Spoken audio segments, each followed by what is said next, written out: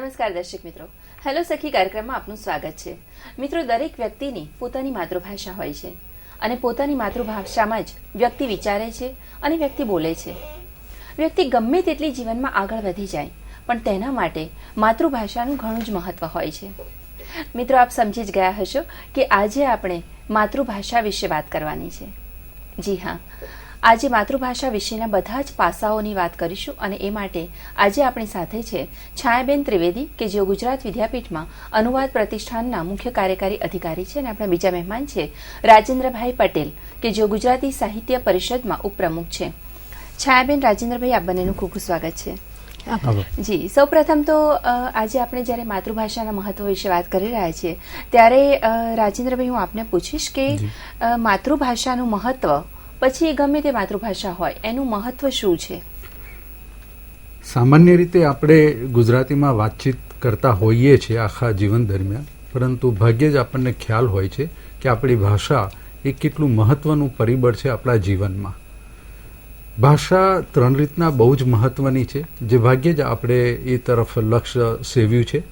એક તો ભાષા આપણો આત્મવિશ્વાસ વધારે છે, બીજું ભાષા આપણી સંસ્કૃતિ સાચવે છે, અને ત્રીજું ભાષા એ સમગ્ર વારસો સાચવે છે. એટલે ગુજરાતીની વાત કરું છું ત્યારે ગુજરાતી ભાષાનું મહત્વ એ 1200 વર્ષથી કમાયેલી મૂડી તરીકે હું ઘટાડું છું. જી, આપ શું કહેશો છાયાબેન? હા, એક સરસ મજાનું લઘુ કાવ્ય છે કે મને મારી ભાષા ગમે છે કેમ કે મને મારી મા ગમે છે. એટલે હેતલબેન, આપણે મા અને માતૃભાષાને જુદા પાડી જ ના શકીએ, એ અભિન્ન છે. અને માણસ જ્યારે કંઈ પણ પોતાના વિચારની અભિવ્યક્તિ કરવા ઈચ્છે છે ત્યારે એના માટે ભાષા તે તેનું મુખ્ય સાધન છે. એટલે નાનપણથી જે ભાષા મળી છે તે કોઈ પણ ભાષા હોય, આપણી ભાષા માતૃભાષા ગુજરાતી છે, તેમ પોતાની ભાષાથી અભિવ્યક્તિ વધુ સારી રીતે માણસ કરી શકે છે. અન્ય ભાષા કરતાં તેમાં તેની સર્જનાત્મકતા પણ વધારે હોય છે, કલ્પનાશીલતા પણ વધારે હોય છે, તેની ગ્રહણ શક્તિ, સમજ શક્તિ અને વિચાર શક્તિ તેનાથી વધે છે. જી, કારણ કે કોઈ પણ વ્યક્તિ વિચારે છે પોતાની માતૃભાષામાં જ. પહેલો વિચાર જ્યારે આવે છે એને માતૃભાષામાં જ આવતો હોય છે. તો આપે કહ્યું કે બાળકની વાત હમણાં કરી, તો બાળકની વાત કરીએ તો બાળકોને માતૃભાષા અને અન્ય ભાષા વચ્ચે આજકાલ એવું જોવા મળે છે કે એ લોકો બંને વચ્ચે આમ ક્યાંક કન્ફ્યુઝ થતા હોય ને એવું લાગે છે. તો એ માટે શું કરવું જોઈએ? કારણ કે બાળકોને માતૃભાષા અને અન્ય ભાષા વચ્ચે ખબર નથી પડતી ને એવું થાય છે કે બંનેની કોમ્બિનેશન બોલતા હોય છે, અડધી અડધી ભાષા. તો શું કહેશો છાયાબેન? હા, એટલે આ બહુ અગત્યનો પ્રશ્ન છે કે બાળક નાનું હોય છે, જેમ ગર્ભાવસ્થામાં હોય છે ત્યારથી જ તેનું શારીરિક બંધારણ બંધાતું હોય છે, તેની સાથે સાથે તેનું માનસિક બંધારણ પણ બંધાતું જતું હોય છે. અને તેના ઉપર મહત્વના પરિબળો જે કામ કરે છે તે તેની માતાની ભાષા, આસપાસનો પરિવેશ અને વાતાવરણ હોય છે. અને જ્યારે બાળક થોડું મોટું થાય અને 2 વર્ષનું થાય ત્યાં સુધીમાં તેનું મગજ તેની ભાષાને બરાબર કુશળતાથી સમજી લે છે. અને જ્યારે તે 5 વર્ષનું થાય ત્યારે તેને લગભગ માતૃભાષાના 2000 જેટલા શબ્દો આવડી જાય છે. આવડે છે એટલું જ નહીં, બલકે એનો અનુભવ કરી શકે છે, એનો ઉપયોગ કરી શકે છે, એનો અર્થ સમજી શકે છે. હવે આપણે જોઈ શકીએ કે આ આખું વાતાવરણ માતૃભાષાનું હોય અને પછીથી જ્યારે એ 3 વર્ષનું થાય અને એનું શિક્ષણનું જ્યારે શરૂ થાય અને શિક્ષણ માટે અન્ય ભાષામાં એને મૂકવામાં આવે ત્યારે તેને મગજ વચ્ચે બહુ જ અસમંજસ ઊભું થાય છે અને એને કારણે તે મૂંઝાઈ જાય છે કે ઘરનું વાતાવરણ અને ઘરની ભાષા એ અલગ છે અને શાળાની ભાષા અલગ છે, તેનું વાતાવરણ અલગ છે. તેને કારણે તેની અભિવ્યક્તિ છે એ સંકોચાઈ જાય છે અને તે મૂંઝાઈ જાય છે. ઘણીવાર તે માનસિક હતાશામાં પણ પડી જાય છે. જી, આ જ પ્રશ્ન આપણે રાજેન્દ્ર સરને પણ પૂછીશું, પરંતુ આપણી સાથે એક દર્શક મિત્ર જોડાયા છે, જીવરાજભાઈ. જી, આપનું સ્વાગત છે. આપનો પ્રશ્ન પૂછો. જી, જીવરાજભાઈ. જી, આપનો પ્રશ્ન પૂછો. જી, હું એમ પૂછતો હતો મેડમ જી કે મેડમ બોલવા છતાં મારું ઇંગ્લિશમાં બોલાઈ ગયું. મારે જેટલાક 2000 જેટલા સર 2000 જેટલા શબ્દો છે જી એ આપણે ભાષામાં, ગુજરાતી ભાષામાં 2000 જેટલા ઇંગ્લિશ શબ્દો છે એ આપણે ભાષામાં વણાઈ ગયા છે. જી એટલે વિનોબાજીએ તો એમ કીધું હતું કે ભાષા અને માતા બંને બદલી ન શકાય. જી, માતૃભાષા છે જે આપણી, વિનોબાજીએ કીધું હતું કે આપણને જે આપણી માતૃભાષા વાલી છે બીજાને પણ આપણી એમની માતૃભાષા વાલી હોય. આપણને આપણી માતૃભાષા વાલી હોવા છતાં 2000 જેટલા શબ્દો છે એ આપણે બોલચાલમાં છે. વિદ્યાર્થીને એને કેમથી દૂર રાખવા? હા, પહેલા તો જી હું જવાબ આપું છું. પહેલા તો છે ને આપણે આ આખી વાતથી બહુ જ સ્પષ્ટપણે સમજી લેવાની જરૂર છે કે ભાષા સતત પરિવર્તન પામતી વસ્તુ છે. એ ભાષા સ્થગિત નથી. એમાં સમયે એમાં પરિવર્તન આવતા જાય છે, એમાં શબ્દો બદલાતા જાય છે, ઉમેરાતા જાય છે, કેટલાક શબ્દો નીકળી પણ જતા હોય છે. હવે જે સર્વસ્વીકૃત શબ્દો છે, દાખલા કે ટેબલ, એ ટેબલને આપણે એને મેજ નહીં કહીએ કે ચેર ઘણીવાર બોલીએ છીએ કે ખુરશી કહીએ, સ્ટેશન છે. તો આવા જે શબ્દો છે સહજ રીતના આપણી ભાષામાં વણાઈ ચૂક્યા છે એને આપણે સ્વીકારીએ અને બાકીના જે શબ્દો છે એને બહુ સજાગતાથી અને બહુ જ મક્કમતાથી આપણે ગુજરાતી ભાષા માટે વળગી રહેવું. હવે સવાલ એ છે કે બાળકોને કેવી રીતના આની ટેવ પાડવી, તો એ બહુ સાદી વાત છે કે ઘરમાં વાલીઓ બને ત્યાં સુધી ગુજરાતીમાં વાતચીત કરે અને અનિવાર્ય સંજોગોમાં જ એ અંગ્રેજી શબ્દોનો ઉપયોગ કરે જે અનિવાર્ય છે. એના માટે કોઈ આપણને દુર્ભાવ નથી અંગ્રેજી માટે, પરંતુ અંગ્રેજી શબ્દોનો ઉપયોગ બને તેટલો વાલીઓ ઓછા કરે તો આપોઆપ બાળક છે એ આત્મસાત કરતું થઈ જશે. જી રાજેન્દ્ર સર, આ સાથે જ તે હમણાં જે છાયાબેને મેં પ્રશ્ન પૂછ્યો હતો એનો લગભગ અમુક ભાગ તો આવી ગયો, પરંતુ વિસ્તારથી હું જાણવા માંગીશ કે જ્યારે બાળક ગુજરાતી ભાષા કે પોતાની માતૃભાષા કોઈ પણ હોય અને અન્ય ભાષા વચ્ચે એની માનસિક સ્થિતિ કંઈક અલગ જ થતી હોય છે, તો એ વિશે થોડી વાત. હા, બહુ સ્પષ્ટ છે કે બાળકનો જન્મ થાય છે એ પહેલા પોતાની માતૃભાષા એ અવગત કરી ચૂક્યો હોય છે, એટલે જાણી ચૂક્યો હોય છે. એટલે આ જન્મતા પહેલાની પ્રક્રિયા છે જેને આપણે રોકી નથી શકતા. બાળક જ્યારે જન્મ પામે છે ત્યારે એ પોતાની ભાષાથી એ ટેવાયેલો છે, કારણ કે એની અંદર જે જ્ઞાનતંતુઓ છે એમાં આ લેંગ્વેજ ઇમ્પ્રિન્ટ કહીએ છીએ એ વણાઈ ચૂકી હોય છે. એટલે બાળકને જ્યારે બીજા માહોલમાં મૂકીએ, બીજી ભાષાને, પરભાષામાં, ત્યારે એના મગજ ઉપર જે એન્ટેના છે એ 2-3 થઈ જાય છે અને એના લીધે એ મૂંઝાય છે બાળક. હવે જ્યારે વ્યક્તિ પોતાની અભિવ્યક્તિ પોતાની સંપૂર્ણ સ્વતંત્રતાથી નથી કરતી ત્યારે એ એક પ્રકારની તાણ અનુભવે છે.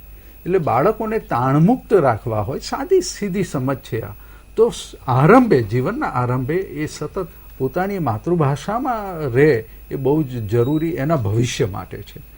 એટલે બાળકો સતત પોતાની માતૃભાષા પ્રત્યે જાગૃત રહે એની જવાબદારી તો પ્રથમ વાલીની છે, શિક્ષકોની છે અને સમગ્ર સમાજની છે. તો આજે જ્યારે ભાષાની કટોકટી પ્રવર્તે છે, સંવેદનાની કટોકટી એના લીધે પ્રવર્તે છે, ત્યારે આપણે સૌએ જાણી લેવું જોઈએ કે બાળકના વિકાસમાં ભાષાનું બહુ મોટું મહત્વ છે અને એ ભાષાને આપણે અવગણવી ન જોઈએ, પરંતુ એ ભાષાને ખૂબ મહત્વ આપી અને એના પ્રત્યે ખૂબ જાગૃતતા સાથે આપણે આગળ વધવું જોઈએ. તો પછી છાયાબેન, પ્રશ્ન એ થાય કે તો પછી બાળકના શિક્ષણનું માધ્યમ કયું હોવું જોઈએ અને એનાથી શું ફરક પડે છે? હા, ચોક્કસ, આ બહુ મહત્વનો પ્રશ્ન છે.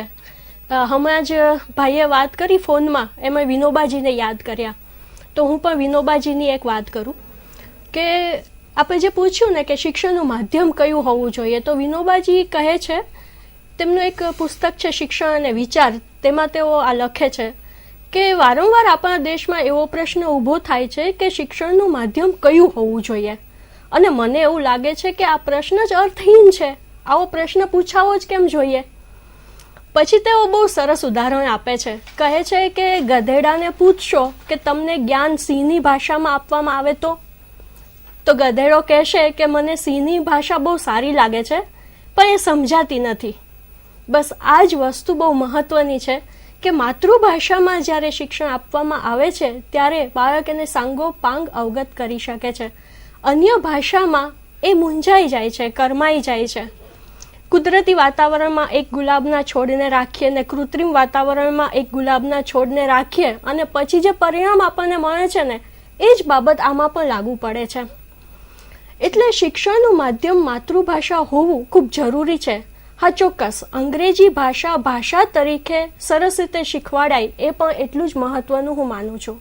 જી. અને હાલમાં જ રાજેન્દ્ર સર, આપ જી. આ વિશે શું કહેશો? અને હાલમાં જે હમણાં એક પરિણામ આવ્યા એમાં એ જોવા મળ્યું કે ગુજરાતી માતૃભાષાની જો વાત કરીએ આપણે તો ગુજરાતી વિષયમાં 0 માર્ક સુધી આવેલા છે, જ્યારે કે એ વિદ્યાર્થીઓની માતૃભાષા ગુજરાતી હતી. તો આપ શું કહેશો? એટલે પ્રશ્ન આ છે કે આપણે જ્યારે માતૃભાષાની વાત કરીએ છીએ, ગુજરાતીની વાત કરીએ છીએ, ત્યારે જાણે અજાણે લોકો માની લે છે કે આપણે અંગ્રેજીનો વિરોધ કરીએ છીએ, પરંતુ આ સદંતર ખોટી વાત છે. અંગ્રેજી ભાષાની ઉપેક્ષા કરવી પરવડે એમ જ નથી, કારણ કે એ જ્ઞાનની ભાષા છે અને એના વગર શક્યતા નથી આપણા જીવનના વિકાસમાં.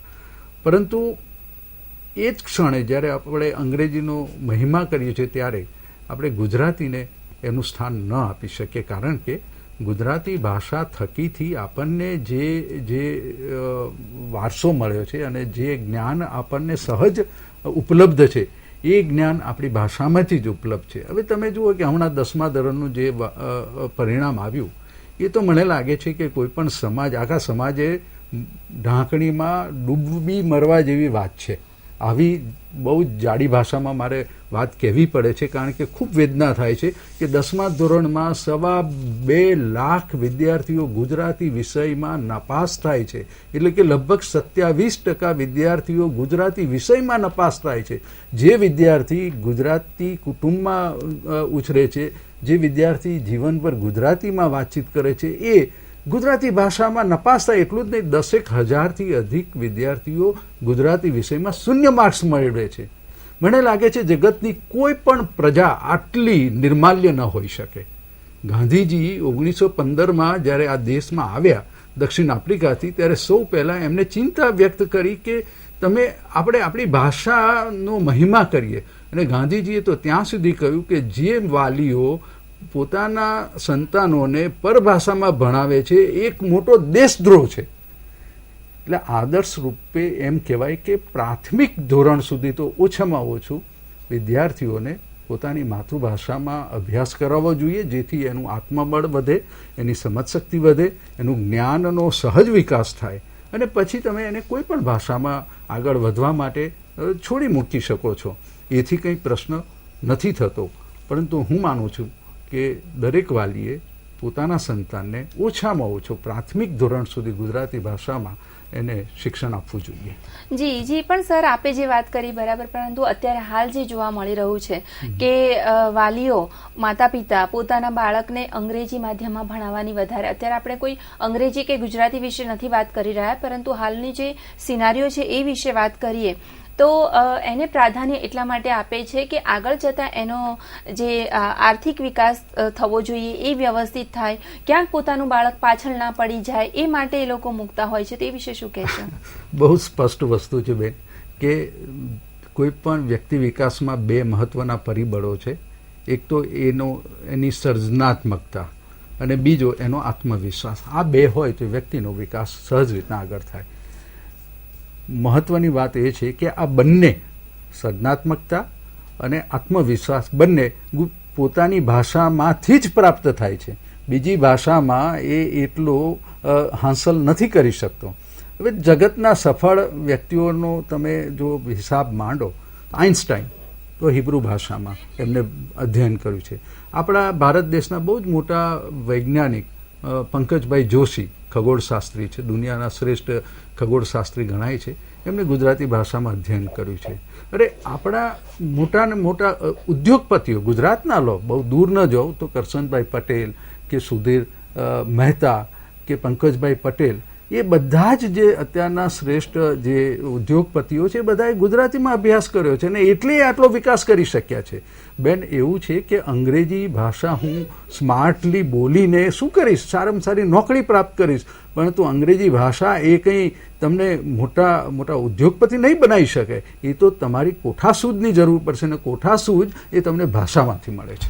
જી, એટલે એમ કહીએ કે એક માધ્યમ તરીકે, એક સબ્જેક્ટ તરીકે જાણવું જરૂરી છે, પરંતુ તમને તમારી રચનાત્મકતા, તમારી સર્જનાત્મકતા તો તમારી માતૃભાષાથી જ આવે છે. દર્શક મિત્રો, આ વિષય ઉપર હજી આપણે ઘણી બધી વાતો કરવાની બાકી છે, પરંતુ અત્યારે સમય થયો છે એક નાનકડા વિરામનો.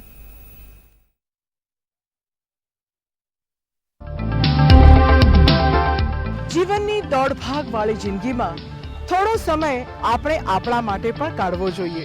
ખાસ આપનું ધ્યાન રાખીને ડીડી ગિરનાર આપણા માટે એક નવો જ કાર્યક્રમ લઈને આવ્યું છે, જેનું નામ છે જીવન નિરંતર. જીવનના ઉજાસને ઉજાગર કરતો કાર્યક્રમ એટલે જીવન નિરંતર. તો જોવાનું ચૂકતા નહીં. દર ગુરુ, શુક્ર, શનિ સવારે 7 વાગે અને પુનઃ પ્રસારણ રવિવારે બપોરે 3 વાગે માત્ર ડીડી ગિરનાર પર. जीवन योग, जीवन योग, अनुशासन ज्ञान देह गेहना अष्ट अंग त्याग यम नियमना ध्यान धारणा अने समाधि लक्ष्य छे मानव हितकारी. ध्यान धारणा अने समाधि लक्ष्य छे मानव हितकारी. कर्म कुशलता धर्म संकुल ने चित्त निवृत्तियों टाळी. स्थिर आसने क्रिया मुद्रा थी प्राण नो करो निरोध. जीवन योग, जीवन योग. જીવન યોગ કાર્યક્રમના પ્રાયોજક Ramdev food products private limited.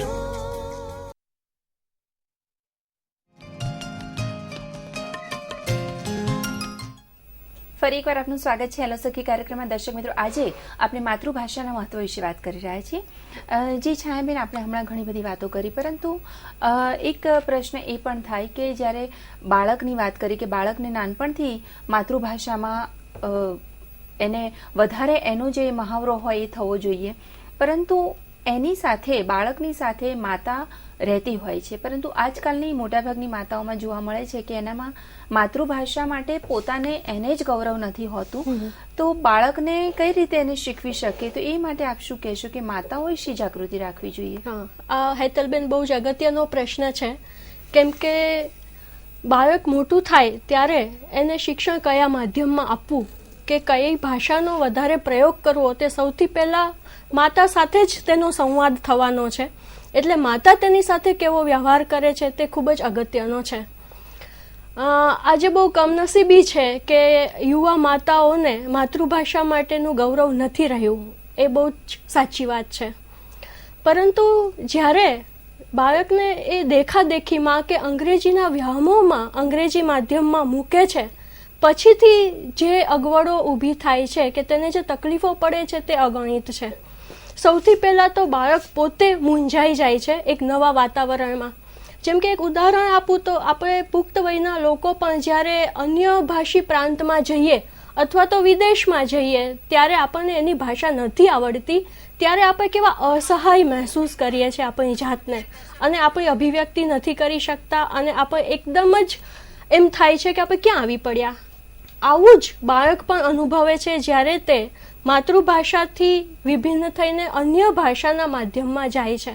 જી જી, બિલકુલ સાચી વાત છે. આપણે આગળ ચલાવીશું, પરંતુ એક દર્શક મિત્ર આપણી સાથે જોડાયા છે ખેંગારભાઈ પાલનપુરથી. જી, આપનું સ્વાગત છે. આપનો પ્રશ્ન પૂછો.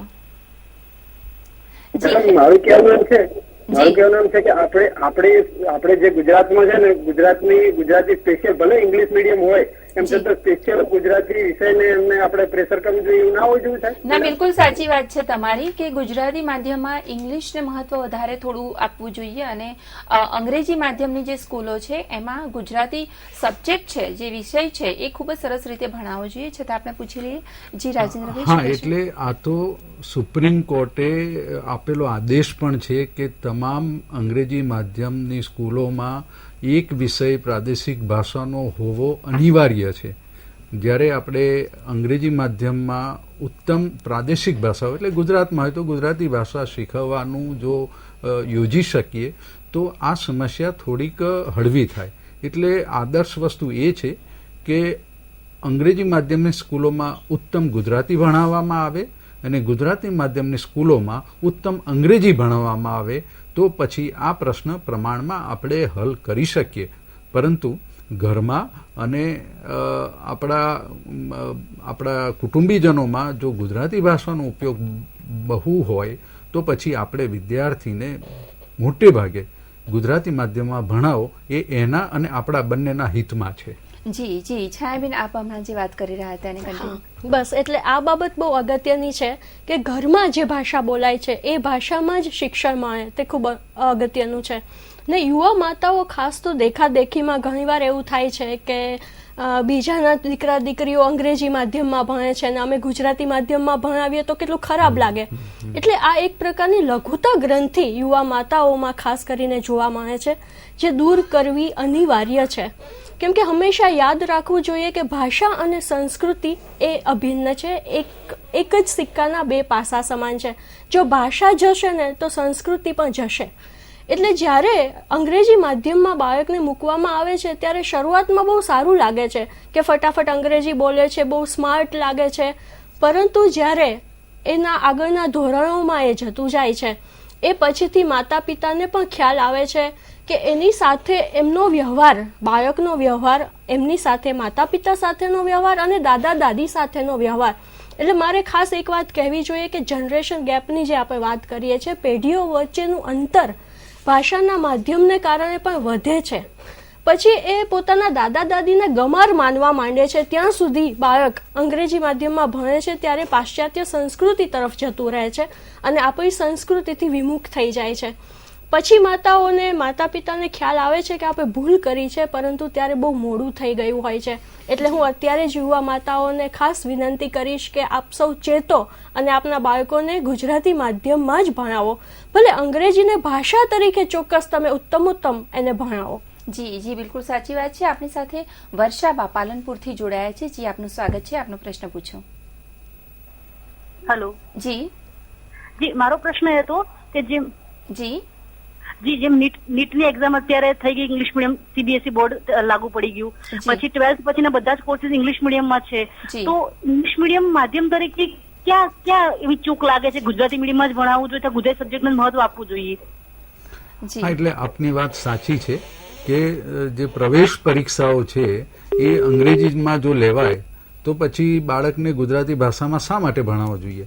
તો કે અત્યારે આ પ્રશ્ન કેન્દ્ર સરકારે પણ ખૂબ ગંભીરતાથી લીધો છે અને આખા દેશમાં એક વ્યાપક એવી ભૂમિકા બની રહી છે કે આ પ્રવેશ પરીક્ષાઓ જે તે પ્રાદેશિક ભાષાઓમાં લેવામાં આવે. હવે બીજી વસ્તુ રહી કે આપણે જ્યારે ગુજરાતી ભાષામાં બાળકને ભણાવવાનું કહીએ છીએ ત્યારે અંગ્રેજીનું આપણે કાંટો નથી કાઢતા. આપણે અંગ્રેજી ભાષાનું એટલું જ મહત્વ આંકીએ છીએ જેટલી આપણી ભાષાનું છે. તો આપણે એને સાથે સાથે એનું પણ આપણે અધ્યયન કરાવીએ આપણા બાળકોને અને આપણે એના માટે કાળજી લઈએ કે જેથી કરી એને જ્યારે એ પ્રવેશ પરીક્ષા વખતે એ અંગ્રેજીથી પણ એટલો વાકેફ થઈ જાય. પ્રશ્ન તો પ્રેક્ટિકલ છે. એટલે હું તો બહુ જ કહું કે તમે તમારા બાળકને સ્માર્ટ બનાવવા ઈચ્છો છો કે જીવનમાં સફળ બનાવવા ઈચ્છો છો? તમારી શું પસંદગી છે? કે બાળકને ચબરાક્યું બનાવવું છે કે બાળકને સફળ એક નાગરિક તરીકે આગળ વધારવો છે? તો સહજ વાત છે કે ગુજરાતીમાં ભણાવીએ અને અંગ્રેજીનું પણ મહત્વ આંકીએ, એને એમાં પણ અભ્યાસ કરાવીએ. જી જી, રાજેન્દ્ર સર, આપ માતૃભાષા અભિયાન ચલાવો છો, તો એ વિશે થોડી વાત કરો મારા. હા, માતૃભાષા અભિયાન અમે એ દ્રષ્ટિકોણથી ચલાવીએ છીએ કે આખા સમાજમાં એક વ્યાપક પ્રશ્ન છે અને જે ખૂબ મહત્વનો છે એ છે કે આપણે બધા વાંચનથી વિમુખ થતા જઈએ છીએ. આપણે વાંચીએ છીએ ઓછા. એટલે અમે એક નવો પ્રકલ્પ શરૂ કર્યો આના અંતર, પુસ્તકની પરબ, જેમાં દર મહિનાના પ્રથમ રવિવારે સવારે 7:30 થી 9:30 વાગ્યા સુધી આખા ગુજરાતમાં લગભગ અત્યારે 124 સ્થળોએ કેટલાક મિત્રો, અમારા સહકાર્યકરો એ ત્યાં 4 રસ્તે ઊભા રહે છે અને લગભગ 150-200 પુસ્તકો ત્યાં આગળ હાજર રાખે છે અને કોઈ પણ વાચકને એને ગમે એ વિષયના 2 પુસ્તકો મફતમાં અને કાયમ માટે લઈ જઈ શકે છે. અને આવી રીતના આજ સુધી 3 લાખ વાચકો સુધી માતૃભાષાનો આ પ્રકલ્પ પહોંચ્યો છે. બહુ જ સુંદર. લોકો વાંચે એ બહુ મહત્વનું છે. આ ભાષાનો પ્રશ્ન પણ પછી રાખીએ. જો આપણે નહીં વાંચીએ, માતાઓ નહીં વાંચે, વાલીઓ નહીં વાંચે, શિક્ષકો નહીં વાંચે, તો પછી આ સમાજમાં વિકાસ નામે કોઈ શક્યતા નથી. વાંચન એ પાયામાં છે. એટલે માતૃભાષા અભિયાનનો જે પ્રથમ પ્રોજેક્ટ છે એ આ વાંચનને કેમ વધુ વેગવાન બનાવવું. જી છાયાબેન, ઘણી વખત એવું થતું હોય છે કે ઘણા બધા પુસ્તકો વાંચવા હોય છે, પરંતુ એનું જે પોતાની ભાષામાં, માતૃભાષામાં એનું અનુવાદ નથી હોતું. આપ તો અનુવાદની પ્રવૃત્તિ વિશે ખૂબ જ સરસ રીતે કાર્ય પણ કરી રહ્યા છે, તો એ વિશે થોડી જાણકારી આપો અમારા દર્શકો. બહુ સાચી વાત છે. અને ખાસ કરીને વિજ્ઞાન, ગણિત, કમ્પ્યુટર એવા બધા વિષયો છે, તેમાં માતૃભાષામાં પુસ્તકો ઉપલબ્ધ નથી હોતા. આના માટે ખાસ અનુવાદની પ્રવૃત્તિને વેગ મળવો જોઈએ, કેમ કે 21મી સદી એ અનુવાદની સદી ગણાય છે. ત્યારે આપણે ખાસ જો એ દરેકને માતૃભાષામાં અનુદિત નહીં કરીએ તો આપણા વિદ્યાર્થીઓ, બાળકો, નવી પેઢી સુધી એ જ્ઞાન પહોંચી નહીં શકે અને એને અંગ્રેજી ભાષાનો જ સહારો લેવો પડશે. ગાંધીજીએ પણ બહુ સરસ વાત કરી છે. એમાં કહેલું કે માતૃભાષામાં જ શિક્ષણ અનિવાર્ય છે અને બીજી ભાષા એ લોકો જ શીખે કે જેને અનુવાદ કરવો છે. એ લોકો અનુવાદ કરીને સારા સારા પુસ્તકો, બીજી ભાષાના પુસ્તકો, જ્ઞાનવર્ધક પુસ્તકો માતૃભાષામાં અનુદિત કરીને લોકો સુધી પહોંચાડે. તો આ બહુ સીધી સાદી ને બહુ સાચી વાત છે કે જ્યાં સુધી પુસ્તકોના અનુવાદ નહીં થાય ત્યાં સુધી આપણી ભાષામાં આપણા સુધી વાંચન સામગ્રી નહીં જ પહોંચે. જી. અને આ સાથે જ આજે ખૂબ જ સરસ વાત કરી, પરંતુ આ સાથે જ એક નાનકડો મેસેજ રાજેન્દ્ર સર આપી દો. દલપતરામ કવિએ આપણી ભાષા માટે ખૂબ કામ કર્યું છે અને એમને એવું કહ્યું કે રૂડી ગુજરાતી વાણી રાણીનો હું વકીલ છું.